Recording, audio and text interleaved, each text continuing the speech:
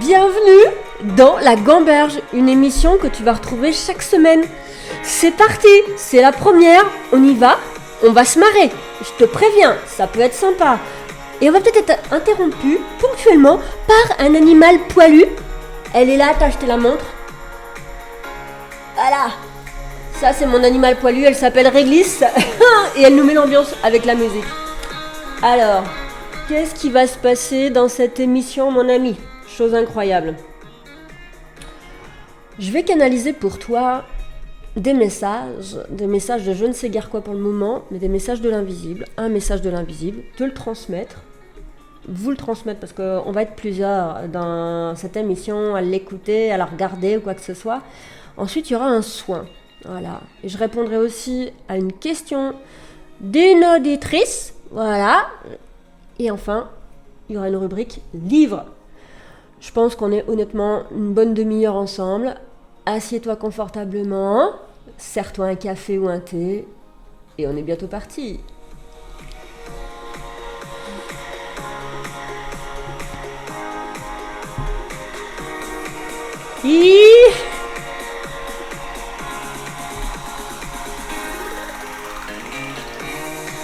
Alors, on va démarrer avec la canalisation parce qu'on n'est pas là que pour faire de la musique techno. La canalisation, elle va être sur le thème « Pourquoi est-ce que je me sens démotivée en ce moment ?» Donc, pourquoi est-ce que je me sens démotivée en ce moment ? Et ça concerne beaucoup de personnes. Je suis en lien, en contact avec beaucoup de consoeurs, beaucoup de clientes qui me disent qu'en ce moment, c'est pas la panacée, qu'il y a vraiment des aléas au niveau des émotions, au niveau de la motivation, au niveau des désirs, qu'elles n'arrivent à rien, qu'elles n'arrivent pas à avancer dans leur business, elles n'arrivent plus à se forcer, elles n'arrivent plus à faire ce qu'on leur dit de faire, ce qu'on leur demande de faire ou ce qu'elles croient qu'elles doivent faire. Et je t'avoue que ça me concerne aussi. Voilà, moi c'est en train de vraiment se placer, mais c'est vraiment le cas depuis quelques semaines. Il y a une énergie globale, une sorte de démotivation, mais je ne suis pas sûre que ce soit véritablement de la démotivation, c'est le mot qu'on met dessus, parce que c'est le mot qu'on connaît dans un certain fonctionnement et dans un certain mécanisme. Mais donc on va aller plus profondément là-dedans. Pourquoi est-ce que je me sens démotivée en ce moment ? Alors justement, laisse-toi traverser par cette démotivation, laisse-toi traverser par ce que tu appelles démotivation. Laisse-toi comprendre un peu les rouages de cette démotivation, ce qu'elle vient signaler, ce qu'elle vient indiquer. Elle n'indique pas de la démotivation, elle ne signale pas de la démotivation. Qu'est-ce qu'elle montre ? Elle montre une certaine lassitude. Et c'est ça, une lassitude à se forcer, à faire les choses, au lieu de laisser la vie faire son œuvre à travers soi, à travers toi. Il y a longtemps, tu as cessé de laisser la vie faire son œuvre pleinement et entièrement. Alors la vie fait son œuvre tout de même à travers toi, mais on peut dire dans une intensité moindre que ce qui devrait être par nature.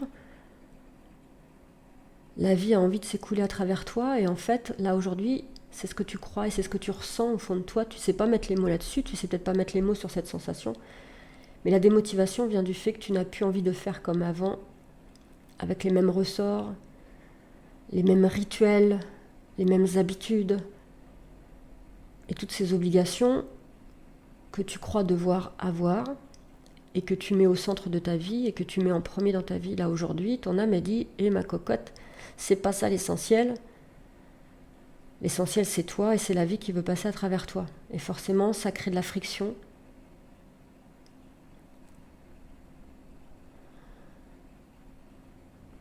Alors juste là maintenant, on va faire ça ensemble. Installe-toi confortablement dans ton fauteuil, dans ton lit, sur ta chaise. Décroise les jambes. Prends 3 belles respirations.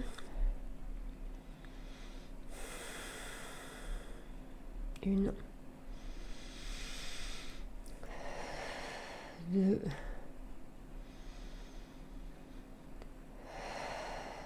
3. Et répète après moi. Et si je me laissais traverser par la vie ? Et si je me laissais traverser par elle? Et si je la laissais faire? Et si je laissais cette énergie me traverser? Et si j'arrêtais de la repousser? Et si j'arrêtais de la différer? Et si j'arrêtais d'y être indifférente? Et si je l'accueillais? Si je l'accueillais en moi? Comme un cadeau. Si c'était un cadeau qu'on était en train de me faire? Et si on était en train de me faire un cadeau? Et si, au-delà de moi, de ce que je crois, on était en train de m'offrir un cadeau? Quel est ce cadeau? C'est quoi ce cadeau? Le cadeau de la paix. On tente de m'offrir le cadeau de la paix. Là, maintenant, on tente de m'offrir le cadeau de la paix. Alors on va passer aux soins ensemble. Je vais te demander d'imaginer que tu as un espace dans ton ventre. Dans ton ventre, il y a un espace, un endroit qui accueille la paix. Un endroit qui sait ce qu'est la paix. On n'a pas besoin de lui dire ce qu'est la paix, puisqu'il sait ce qu'est la paix. C'est en toi, on va le placer dans ton ventre. Cet endroit-là est magique. C'est un endroit de révélation de la paix. Un endroit qui apporte de la paix dans ton corps et dans ton cœur et dans ta tête. Et ton corps, lui, est peut-être en paix, là où ta tête est en combat ou en lassitude. Ton corps, lui, est peut-être en paix. Il attend juste que tu le rejoignes. Il attend juste que tu t'en rendes compte. Il attend juste que tu vois que tu n'es pas séparé de lui, mais que tu es lui. En dépit de toutes tes croyances, spirituelles, terrestres ou autres, ton corps est là. Tu es ton corps, tu es dans ton corps, et dans ton corps, il y a cet espace de paix. Cette paix qui s'installe en toi. Doucement, lentement. Elle a envie de prendre toute sa place dans ton corps, dans ton cœur.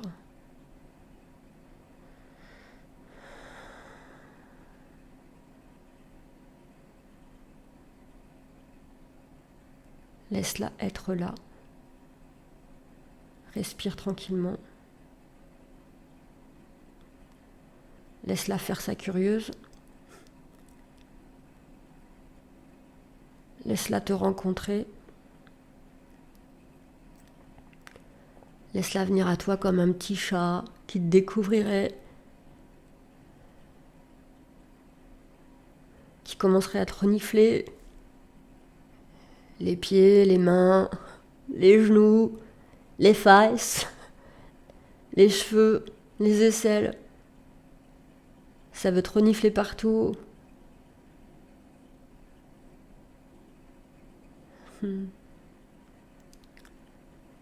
La paix veut être ton amie. Elle est ton amie. Elle est là, elle est en toi. Maintenant, je vais te demander d'ouvrir les bras. Tu peux garder les yeux fermés, mais ouvre les bras en grand. Et ramène tes bras sur ton cœur. Ouvre les bras en grand. Ramène tes mains sur ton ventre.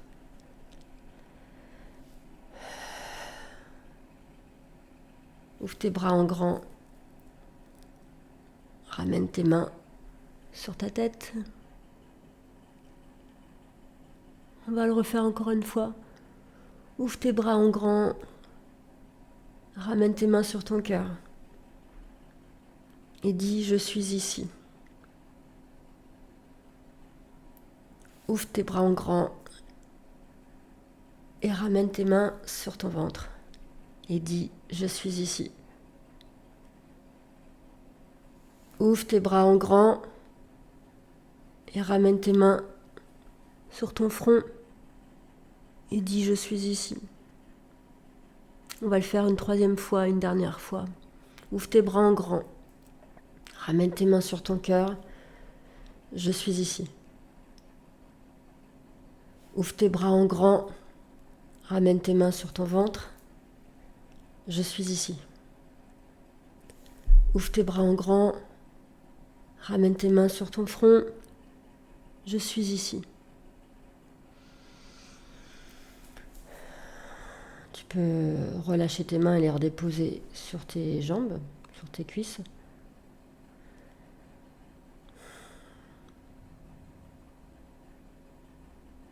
Tu es en paix. Tu as toujours été en paix. La paix a toujours été en toi.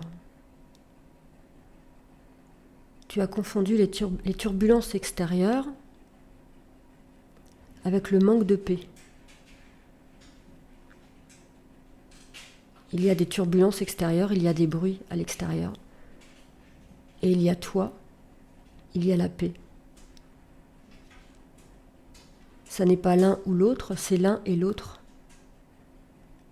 Même dans les bruits extérieurs, la paix est toujours là.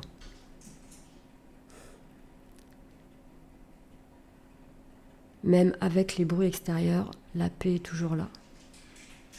La paix est là et englobe les bruits extérieurs. Tu es la paix. La paix est en toi.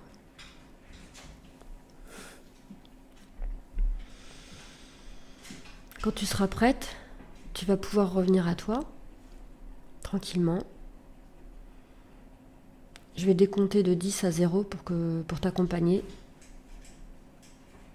10, 9, 8, 7, 6, 5, 4, 3, 2, 1. Tu peux revenir, 0.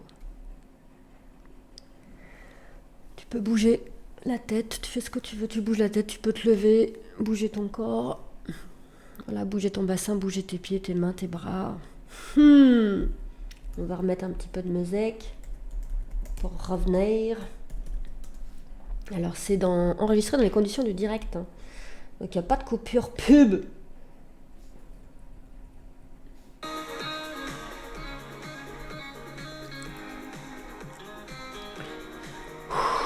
Voilà, prends le temps de revenir tranquillement. Et puis là, on va passer à la question d'une auditrice. Alors, une auditrice, en fait, elle s'appelle Amélia. Et elle m'a posé sa question. Alors...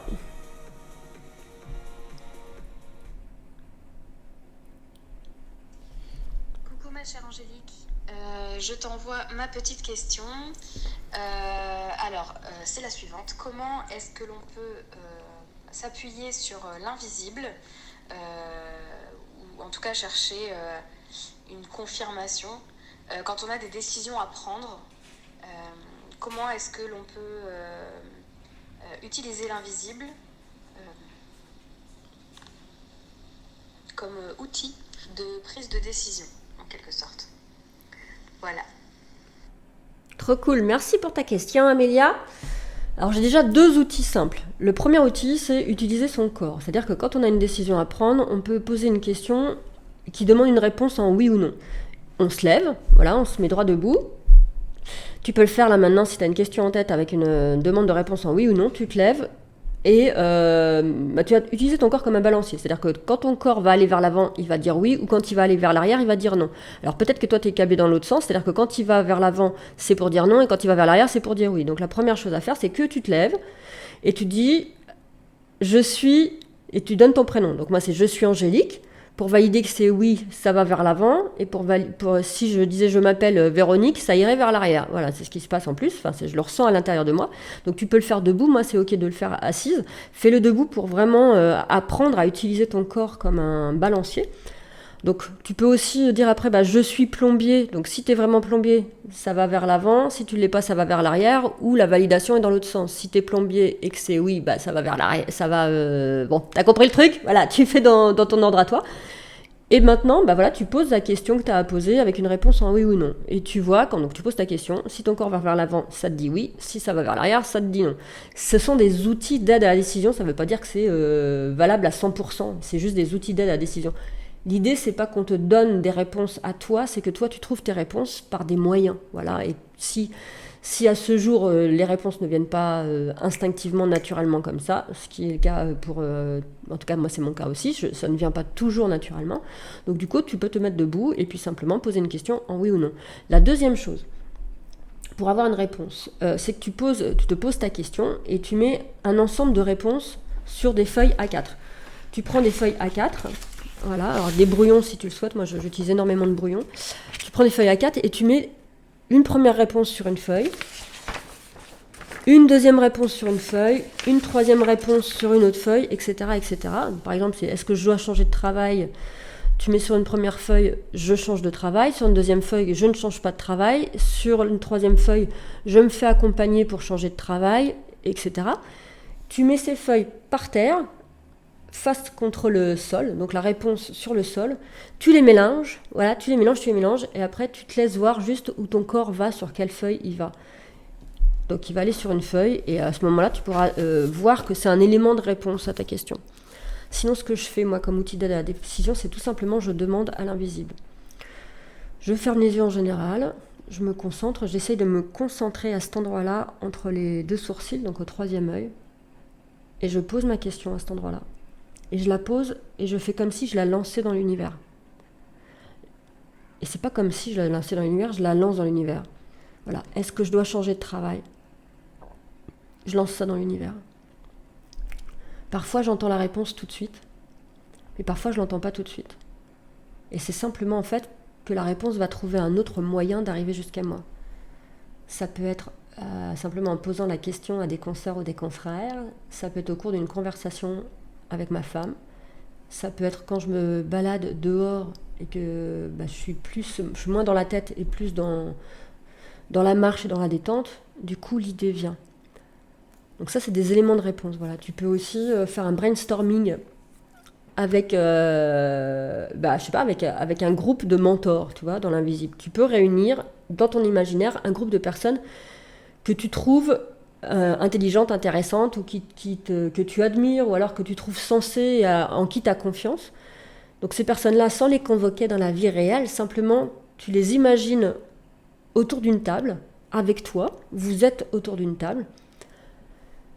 Tu essayes de sentir vraiment chaque personne que tu convies. Alors je te dirais de ne pas convier plus de 4 personnes, tu vois, mais vraiment 4 personnes que tu apprécies. Moi, il y a un moment, il y avait Gordon Ramsay, il y avait Pierre Rabhi, il y avait Simone Veil, il y avait Sœur Teresa, tu vois, ou Mère Teresa, je sais jamais trop. Enfin voilà, tu convies ces personnes-là, et tu convies celles que tu veux, ça peut être Mickey, ça peut être la Reine des Neiges, enfin voilà, tu les assois autour de la table, et tu te mets en relation avec chacun et chacune, vraiment pour les ressentir, sentir un peu leur énergie, sentir leur tempérament, sentir leur présence. Et à un moment, tu poses la question à l'assemblée, voilà, qu'est-ce que je fais dans cette situation ? Donc, en l'occurrence, est-ce que je change de métier, est-ce que je change de job ? Et t'écoutes chacun te donne un argument. Chacun te répond. Donc voilà, t'as 4 outils, t'as le balancier, t'as les feuilles, t'as la demande à l'invisible entre tes yeux, et puis tu peux réunir ton conseil de sage ou ton conseil de personne inspirante autour de toi. Ça, c'était la question de l'auditrice. On va passer à la dernière rubrique, le bouquin. Alors le bouquin, moi je te dis tout de suite, je vais pas te faire des bouquins forcément de spiritualité, d'ésotérisme, de trucs comme ça, de développement spirituel ou quoi que ce soit. Je vais te parler des livres qui m'ont plu et que je viens de lire il y a très peu de temps. Et j'ai pas de jugement sur le type de lecture qu'on peut avoir. À une époque, j'étais fort jugeante, parce que j'ai fait des études littéraires, je lisais énormément et beaucoup de littérature française et de la vraie littérature, comme on aime à dire. Et ça m'est passé depuis longtemps. Donc ça, c'est ma chatte là qui est en train de s'éclater dans les fenêtres. Et ça m'est passé depuis longtemps en fait. Aujourd'hui, je lis, et je lis ce qui me fait plaisir, je lis ce qui me fait envie, je lis ce qui m'inspire, ce qui me détend. Voilà. Mais je lis aussi... non, je lis plus de grande littérature. Ça m'est passé parce qu'il y avait un truc d'orgueil là-dedans dont j'ai plus besoin aujourd'hui. Donc voilà ce que je te conseille. C'est Minute Papillon d'Aurélie Valogne. Tout simplement parce que quoi ? Parce que c'est simple, parce que c'est doux, parce que c'est des personnages qui pourraient être réels. Ça s'inspire sûrement de la vie de tous les jours, ça s'inspire du quotidien. Aujourd'hui, j'adore ce qui s'inspire du quotidien. J'adore ce qui renoue avec le quotidien. Parce que pour moi, le quotidien, c'est l'endroit de la vie, c'est l'endroit le plus important qui existe. C'est même pas les mondes invisibles, c'est même pas l'imagination, c'est même pas l'intellectualisation, parce que je peux te dire que j'ai passé beaucoup de temps en intellectualisation. L'endroit le plus important, c'est l'endroit du quotidien. Et ça, c'est le genre de choses qui ramènent au quotidien et au goût du quotidien. Je te le conseille, Minute Papillon d'Aurélie Valogne. Voilà, alors, c'était La Gamberge, le numéro 1. C'est fait de façon artisanale, on se marre et on aime. On se retrouve toutes les semaines de toute façon sur YouTube. T'hésites pas à t'abonner à la chaîne. T'hésites pas à mettre des commentaires. T'hésites pas à poser tes questions aussi en commentaire. Si tu veux que je réponde à certaines de tes questions, j'y répondrai dans les prochaines émissions. Ça m'a fait plaisir d'être là, ça me fait plaisir de lancer cette émission, voilà, avec comme elle est. Je te dis à bientôt, prends bien soin de toi, profite de la vie, profite de ton quotidien, et puis trouve de l'amour dans tout ce qui est. C'est tout ce que j'avais à dire. À bientôt, ciao.